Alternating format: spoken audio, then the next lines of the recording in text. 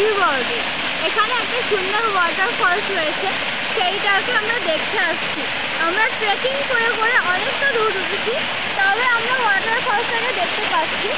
আরও উপরে আমরা উঠবো, যেখানে আমরা আরও উপর থেকে দেখতে পাবো ওয়াটারফলসটাকে। ওই দূরে দেখা যাচ্ছে, অত নিচ থেকে আমরা উপরে উঠে এসেছি।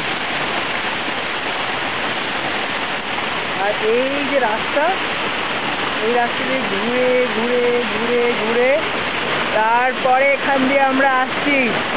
আমি জানি আমার কোনো কথা শুনতে পাওয়া যাচ্ছে না।